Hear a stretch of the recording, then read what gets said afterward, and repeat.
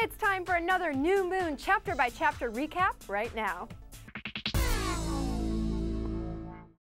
Hi guys, you've reached Clever TV. I'm Dana Ward. Let's jump right into the book review as we prep for the November debut of New Moon. Chapter 2, Stitches. It starts off after Jasper's attack, with Carlisle being the only calm one, telling the others to bring the struggling Jasper outside. This is the moment that Edward's mannerisms change. He gets overly protective and defensive, even as Carlisle passes him to clean Bella's arm wound. Carlisle offers to take her to the hospital, but she decides to get treated at the Cullens' home instead. Good thinking, since Charlie's home, right? So one by one, the remaining Cullens leave the kitchen. Even Edward, through his persistence, leaves as the rest of the crew suggests he find Jasper. We later find out that only Carlisle can stand to smell the scent of human blood without feeling the slight desire to taste it. Only because he works in the hospital and has been around it regularly for years is he able to handle it. Carlisle continues to work on Bella's arm, with tons of glass falling out of her arm, later followed by a bunch of stitches. The two are alone as he works away on her wound, allowing for an unexpected and quite intense conversation between the pair. Bella asks why Carlisle chose to be a non-human blood-drinking vampire, a totally different way than the obvious one that comes along with being his kind.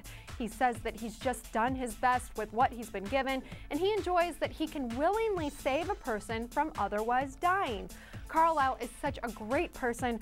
Can you imagine how many lives he's saved over the years? Interestingly, the conversation turns to religion, and Carlisle says he's never seen anything to make him doubt if God exists, in some form at least, then revealing that Edward believes in God, heaven and hell, but he doesn't believe there's an afterlife for vampires. Edward apparently thinks that vampires have lost their souls, and Carlisle makes a point to Bella by making her admit that while she would risk her own soul for Edward, she would never risk his soul. Carlisle says that is exactly what Edward doesn't want to do with Bella. That was definitely an eye-opener for us. Carlisle tells the fatal story of Edward's parents, Elizabeth and Edward Sr., and how Edward's mother begged Carlisle, the family's doctor, to save her son using whatever means it took. And he adds that he thinks Elizabeth actually knew his real being. Carlisle says that he has never regretted turning Edward into a vampire, and it's right at this moment a changed Edward enters and offers to drive home Bella. We find Esme cleaning the floor with bleach and Carlisle burning the gauze with fire in order to rid the home of human blood. Alice replaces Bella's blood-splattered shirt with a new one, revealing that she's not sure how bad the situation is and that Jasper is very upset with himself.